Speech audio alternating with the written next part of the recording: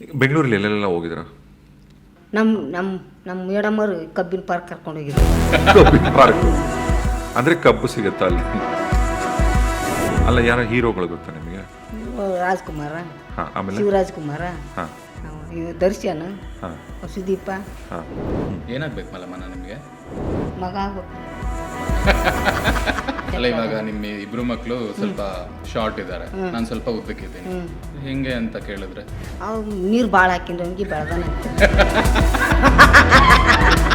ಇವಾಗ ಚೈನ್ ಕೊಡಿ ಅಂತ ಹೇಳಿದ್ರೆ ತೆಗ್ಬಿಟ್ಟು ಕೊಡ್ತಾರೆ. ಹೌದಾ ಮೇಡಮ್? ಕೊಡ್ತೀರಾ? ಕೊಡಿ ನೋಡಿ. ಕಡಿವಲ್ಲ. ಓ, ಫುಲ್ ಗೋಲ್ಡ್.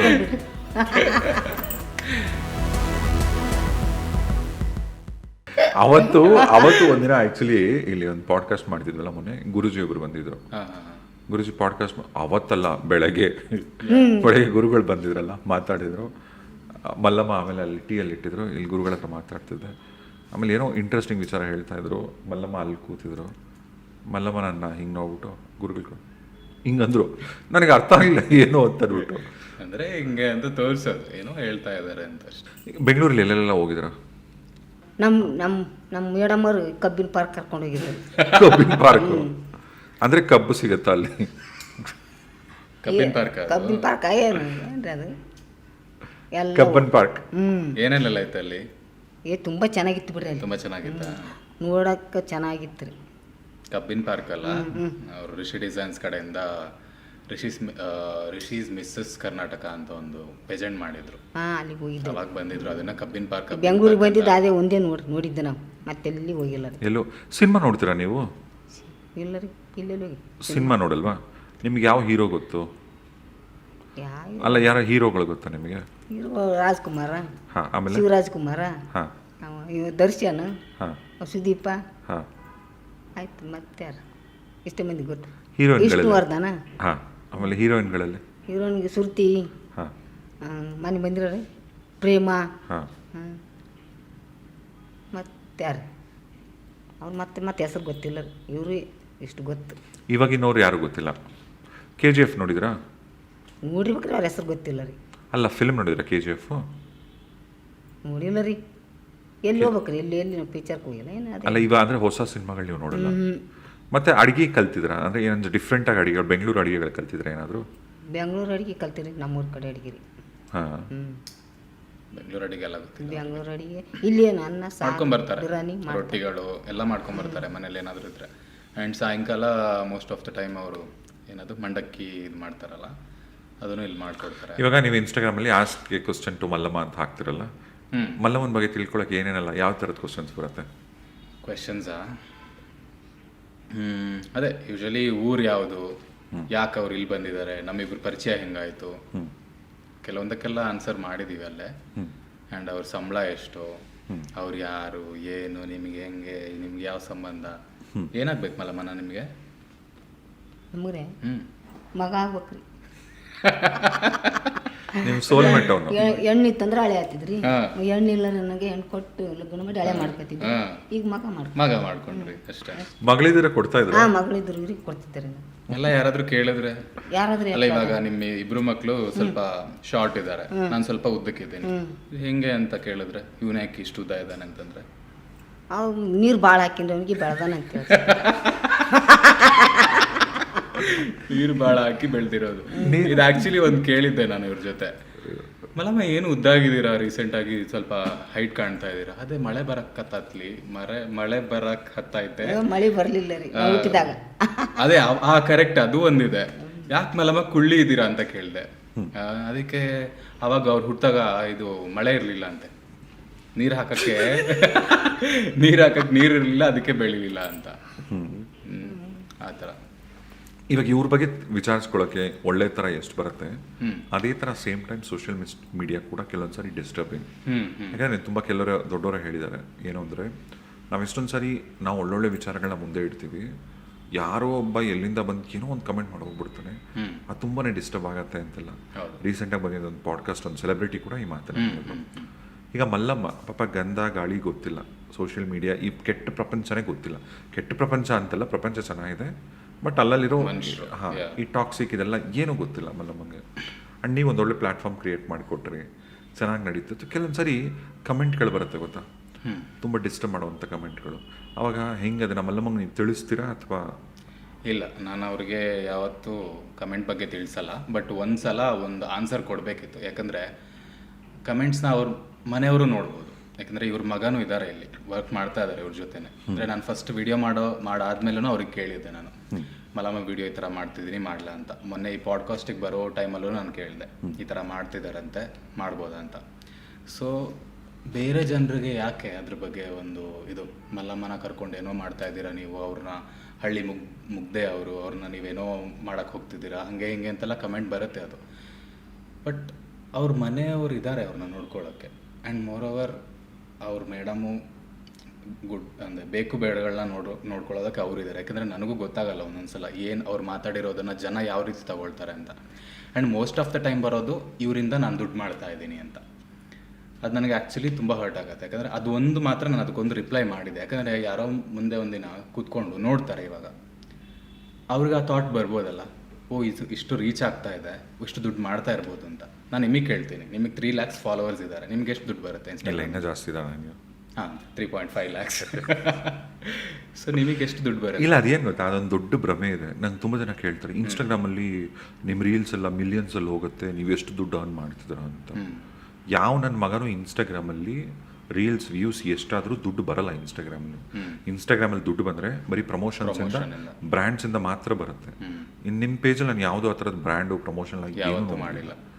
ಜನಕ್ಕೆ ಏನೋ ಅಲ್ಲ, ಏನೋ ಗೊತ್ತಿಲ್ಲ, ಯಾವುದೇ ಒಂದು ವಿಡಿಯೋ ಮಾಡಲಿ, ಏನೇ ಒಂದು ಮಾಡಲಿ, ಅಂದರೆ ಇವತ್ತಿಗೂ ಅಂದರೆ ಒಂದು 2-3 ಜನ ಅಷ್ಟೇ, ಬಾಕಿ ಜನ ತುಂಬ ಜನ ಸಪೋರ್ಟ್ ಮಾಡ್ತಾರೆ. ಮಲ್ಲಮ್ಮನಿಗೆ ಎಷ್ಟು ಒಂದು ಸಪೋರ್ಟ್ ಇದು ಪ್ರೋತ್ಸಾಹ ಮಾಡ್ತಾರೆ, ಒಂದು ಒಳ್ಳೆ ಮಾತು ಹೇಳ್ತಾರೆ, ತುಂಬ ಜನ ಇಷ್ಟಪಡ್ತಾರೆ. ತುಂಬ ಜನ ಸೆಲೆಬ್ರಿಟೀಸು ಇದ್ದಾರೆ ಇದರಲ್ಲಿ, ಅಂದರೆ ಇವ್ರನ್ನ ಫಾಲೋ ಮಾಡ್ತಾ ಇರೋರು. ಅಂದರೆ ನಾನು ಎಲ್ಲರಿಗೂ ರಿಪ್ಲೈ ಮಾಡೋಕ್ಕೂ ಆಗಲ್ಲ, ಅಂದರೆ ತುಂಬ ಮೆಸೇಜಸ್ಸು ಬರುತ್ತೆ.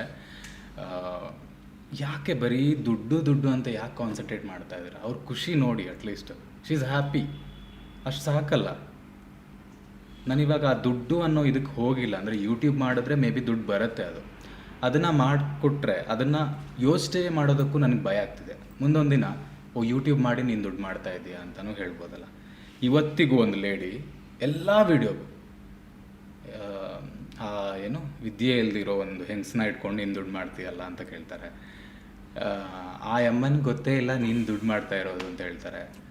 ಸೊ ಅದು ಆ್ಯಕ್ಚುಲಿ ನನಗೆ ಚೆನ್ನಾಗಿ ಅನಿಸಲ್ಲ.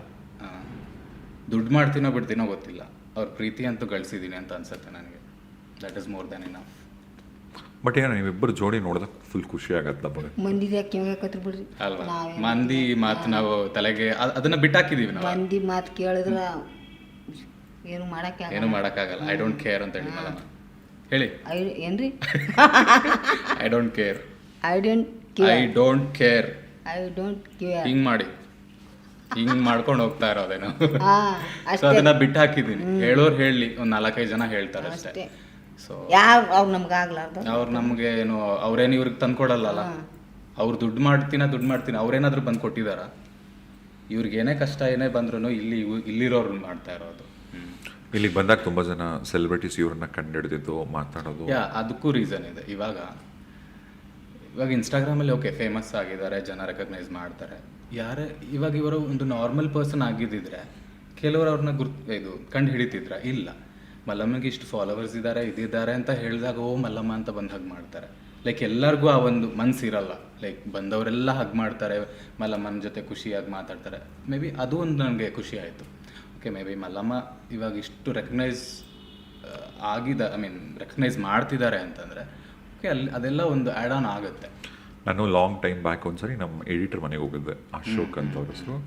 ಅವ್ರ ಅಣ್ಣ ಶಂಕರ್ ಅಂತ, ಅವರು ಇಬ್ಬರು ಮನೇಲಿರೋದು. ಅವರಿಗೆ ಏನೋ ಕೊಡಬೇಕಿತ್ತು, ಕೊಟ್ಬಿಟ್ಟು ಹಾಗೆ ಹೋದ ತಕ್ಷಣ ಆಮೇಲೆ ಇಬ್ಬರು ಅವರು ಮಲ್ಲಮ್ಮ ಟಾಕ್ಸ್ ಅಂತ ಮಾಡ್ತಾರಲ್ಲ, ಅವ್ರು ಮನೋಜ್ ಮತ್ತು ಮಲ್ಲಮ್ಮ, ಅವರು ರಿಷಿ ಹೆಂಗಿದ್ದಾರೆ ಅಂದರೆ ನಿಮ್ಮ ಪಾಡ್ಕಾಸ್ಟಲ್ಲಿ ರಿಷಿ ಡಿಸೈನ್ಸ್ ಬಗ್ಗೆ ಮಾತಾಡ್ತಾರಲ್ಲ, ಅಲ್ಲಿ ನಾನು ಅವ್ರ ಪೇಜಲ್ಲೂ ನೋಡಿದೆ, ಮಲ್ಲಮ್ಮನೂ ಇದ್ದಾರೆ, ಮನೋಜರು ಇದ್ದಾರೆ.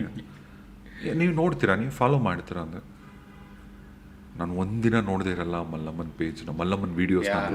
ಯಾಕೆ ಅಂದರೆ ಅವ್ರು ಎಷ್ಟು ಎಮೋಷ್ನಲ್ ಆಗಿ ಸಡನ್ನಾಗಿ ನಮ್ಮ ಎಡಿಟರ್ ಹೇಳಿದ ಒಂದು ಮಾತು ಅಂದರೆ ನಂಗೆ ನನ್ನ ತಾಯಿ ನೋಡ್ದಂಗೆ ಆಗುತ್ತೆ. ಅವ್ರು ಉತ್ತರ ಕರ್ನಾಟಕದವರು. ತುಂಬ ಜನ ಹೇಳ್ತಾರೆ, ತುಂಬ ಜನ ಅಂದರೆ ತುಂಬ ಜನ ಕಮೆಂಟ್ ನಾನೆಲ್ಲ ನೋಡ್ತೀನಿ, ಆಲ್ಮೋಸ್ಟ್ ಎಲ್ಲ ನೋಡ್ತೀನಿ. ಯಾಕಂದರೆ ನನಗೆ ಯಾವುದೇ ಒಂದು ನೆಗೆಟಿವಿಟಿ ಅವ್ರ ಪೇಜಲ್ಲಿ ಬೇಡ. ನಾನು ಇಮಿಡಿಯೇಟಾಗಿ ಡಿಲೀಟ್ ಮಾಡ್ತೀನಿ. ನೀವೇನೇ ಒಂದು ಹಾಕಿದ್ರು, ದುಡ್ಡು ಗಿಡ್ಡು ಯಾವುದೇ ವಿಚಾರ ಹಾಕಿದ್ರು ನೆಗೆಟಿವ್ ಅಂತ ಅನಿಸಿದ್ರೆ ನನಗೆ ಐ ಡಿಲೀಟ್ ಇಟ್ ಇಮಿಡಿಯೇಟ್ಲಿ. ಯಾಕಂದರೆ ಅವರ ಪೇಜಲ್ಲಿ ನೆಗೆಟಿವಿಟಿ ಬೇಡ. ಎಷ್ಟು ಜನ ಅವರು ನನಗೆ ಬೋರ್ ಆದಾಗ ನಾನು ನೋಡ್ತೀನಿ bro, every day Mallamma video ನೋಡಬೇಕು ಜನಕ್ಕೆ. ಆ್ಯಂಡ್ ಇನ್ನೊಂದೇನೆಂದರೆ ಎಷ್ಟೋ ಜನ ಸ್ಕ್ರಿಪ್ಟೆಡ್ ವೀಡಿಯೋಸ್ ಮಾಡ್ತಾರೆ, ಎಷ್ಟು ಯಾವ ಥರ ಸ್ಕ್ರಿಪ್ಟ್ ಬೇಕಾದ್ರೂ ಮಾಡ್ಬೋದು. ಬಟ್ ಮಲ್ಲಮ್ಮ ವೀಡಿಯೋದಲ್ಲಿ ಆ ಥರ ಸ್ಕ್ರಿಪ್ಟ್ ಮಾಡಬೇಕಾದ ಅವಶ್ಯಕತೆ ಇಲ್ಲ. ಅವ್ರು ಮಾತಾಡೋದನ್ನೇ ನಾನು ಇದು ಮಾಡೋದು. ಯಾವತ್ತಿಗೂ ನಾನು ಮಲ್ಲಮ್ಮಗೆ ಹಿಂಗೆ ಮಾತಾಡಿ ಮಲ್ಲಮ್ಮ ಅದು ಮಾತಾಡಿ ಅಂತ ನಾನು ಯಾವತ್ತೂ ಹೇಳಿಲ್ಲ. ಅವರೇ ಮಾತಾಡೋದು. ಒಂದೊಂದು ಸಲ ಏನೋ ಒಂದು ಮಾತಾಡಿರ್ತಾರೆ, ಕ್ಯಾಮ್ರಾ ಆನ್ ಇರಲ್ಲ, ಆಮೇಲೆ ಏನು ಹೇಳಿದ್ರಿ ಅಂತ ಹಾಗೆ ಟಕ್ಕಂತ ಆನ್ ಮಾಡ್ಕೊಳ್ತೀನಿ. So she is natural. ಏನೇ ಮಾತಾಡಿದ್ರು ಅವರಾಗೇ ಮಾತಾಡ್ತಿರೋದು. ನಾನು ಯಾವತ್ತೂ ಒಂದು ಏನು ಹೇಳಿಕೊಟ್ಟು ಅಥವಾ ಆ ಥರ ಅಂತ ಇಲ್ಲವೇ ಇಲ್ಲ. ಮಲ್ಲಮ್ಮ, ಈಗ ನಿಮ್ಮನ್ನು ಇನ್ಸ್ಟಾಗ್ರಾಮಲ್ಲಿ ಇಷ್ಟು ಫೇಮಸ್ ಮಾಡೋಕ್ಕೆ ನಿಮ್ಮ ಮೇಡಮ್ ಅವ್ರು, ಪಲ್ಲವಿಯವರು ಆ್ಯಂಡ್ ಮನೋಜ್ ಅವರು ಇಷ್ಟು ಹಾರ್ಡ್ ವರ್ಕ್ ಮಾಡಿರಲ್ಲ. ಓಕೆ, ಈಗ ಒಂದು ಚಾನ್ಸ್ ಮನೋಜ್ ಅವರೇ ಪಕ್ಕ ಇದ್ದಾರೆ, ಏನು ಹೇಳ್ತೀರ ಮಲ್ಲಮ್ಮ ಅವರಿಗೆ? ಟ್ಯಾಂಕ್ಸ್ ಅಂತ ಅಲ್ಲ, ಬರೀ ಥ್ಯಾಂಕ್ಸ್ ಅಷ್ಟೇನಾ? ಮತ್ತೇನು ಹೇಳ್ಬೇಕ್ರಿ? ಏನೋ ಒಂದು ಸ್ಪೆಷಲ್ ಮೆಸೇಜ್ ಹೇಳ್ತೀರಾ, ಒಂದು ಸಂದೇಶ ಏನು ಹೇಳ್ತೀರಾ ಅವ್ರಿಗೆ? ಏನು ಹೇಳ್ಬೇಕ್ರಿ? ನಿಮ್ಗೇನು ಗೊತ್ತು? ಟ್ಯಾಂಕ್ಸ್ ಅಂದೆ, ನಮಸ್ಕಾರ ಅಂತ ಅಡ್ಡೇ ಬರೋದು ಬೇಡ. ಅದರಲ್ಲಿ ಏನಿದೆ, ನಿಮ್ಮಲ್ಲಿ ಆ ಒಂದು ಟ್ಯಾಲೆಂಟ್ ಇದ್ದಿದ್ರಿಂದ ಅದು ಹೊರಗೆ ಬಂತು. ಇಲ್ಲ ಯಾರ್ದು ವಿಡಿಯೋ ಯಾರ್ಯಾರ್ದೋ ಹಾಕಿದ್ರೆ ಹೋಗುತ್ತಾ? ಇಲ್ಲ, ಒಂದು ವಿಡಿಯೋ ಹೋಗ್ಬೋದು. ಅವ್ರಿಗೆ ಆ ಒಂದು ಇದಿದೆ. ಆ್ಯಂಡ್ ನೀವೇನು ಹೇಳ್ತೀರಾ ಮಲ್ಲಮ್ಮಂಗೆ? ನಾನು ಮಲ್ಲಮ್ಮಂಗೆ ಇದೇ ಥರ ಇರಿ, ನಾನು ಕೂಡ ಇದೇ ಥರ ಇರ್ತೀನಿ. ಯಾವುದೇ ಒಂದು ಅವ್ರಿಗೆ ಬರಲ್ಲ. ಎನಿವೇಸ್ ನನ್ನ ಮೇಲೆ ಅಷ್ಟು ನಂಬಿಕೆ ಇದೆ. ನಾನು ಇವಾಗ ಅವ್ರು ಚೈನ್ ಕೊಡಿ ಅಂತ ಹೇಳಿದ್ರೆ ತೆಗ್ಬಿಟ್ಟು ಕೊಡ್ತಾರೆ. ಹೌದಾ ಮಲ್ಲಮ್ಮ? ಕೊಡ್ತೀರಾ? ಕೊಡಿ ನೋಡಿ. ಕಡಿವಲ್ಲ. ಓ, ಫುಲ್ ಗೋಲ್ಡ್. ಸೊ ಹಾಕಿವಲ್ಲಮ್ಮ, ನೀವು ಹಾಕಿ. ಬೇಡ ಇವಾಗ ಈ ಶರ್ಟ್ಗೆಲ್ಲ ಚೆನ್ನಾಗಿ ಕಾಣಲ್ಲ ಅದು. ಮೇಡಮ್ ಅವರು ಇಷ್ಟು ಒಳ್ಳೆ ಡಿಸೈನ್ ಮಾಡಿದ್ದಾರೆ ನೋಡಿ, ಎಷ್ಟು ಚೆನ್ನಾಗಿದೆ. ಹೆಂಗಿದೆ ನಂದು? ಇಲ್ಲಿ ಸೂಪರ್ ಅದ ಬಿಡ್ರಿ. ಕಾಸ್ಟ್ಯೂಮ್ ಹೆಂಗಿದೆ? ಫುಲ್ ಚೆನ್ನಾಗಿದೆ, ಸೂಪರ್ ಅದ. ಚೆನ್ನಾಗಿದೆಯಾ? ಇದೆ ಇಷ್ಟ ಆಯ್ತಾ? ಇಷ್ಟ ಆಯ್ತು, ಇಷ್ಟ ಆಯ್ತು. ಇದನ್ನ ಯಾಕ ಹಾಕೊಂಡ್ರಿ? ಇದನ್ನೆಲ್ಲ ಮ್ಯಾಲ ಬಗ್ ತಳಗ ಹರ್ಕಲ್ಲ, ಇದು ಫ್ಯಾಷನ್. ಯಾವ ಫ್ಯಾಷನ್ ಬಿಡ್ರಿ, ಮೊಳಕಲ್ ಕಾಡಿಸ್ಕೊತ ನೋಡಿ. ಇದನ್ನ ಯಾವತ್ತು ಹೇಳ್ತಾರೆ. ಯಾಕೆ ಎಲ್ಲಿ ಹಿಡಿದ್ರೆ ಸಿಗೋದು ನನಗೆ. ಆ ಕಡೆ ಬಿಸಾಕಿ ಬರ್ತಿದ್ದೆ, ಬಿಸಾಕ್ತಾರಂತೆ ಸಿಕ್ಕಿದ್ರೆ. ಇದು ನನ್ನ ಫೇವ್ರೆಟ್ ಪ್ಯಾಂಟ್ ಮಲ್ಲಮ್ಮ. ನೋಡಿ, ಪೇಂಟ್ ಎಲ್ಲ ಪೇಂಟ್ ಮಾಡಕ್ ಹೋಗ್ತಾರಂತ್ರಿ. ಪೇಂಟ್ ಅಂತ ಇದು ನೋಡಿ. ಇಷ್ಟು ನಾನು ಇದಕ್ಕೆ ಈ ಪ್ಯಾಂಟಿಗೆ ನಾನು ಜಾಸ್ತಿ ಕೊಟ್ಟಿರೋದು. ಅದನ್ನೇ ತೆಗ್ದು ಬಿಸಾಕ್ತೀನಿ ಅಂತ ಹೇಳ್ತಾ ಇದ್ದಾರೆ.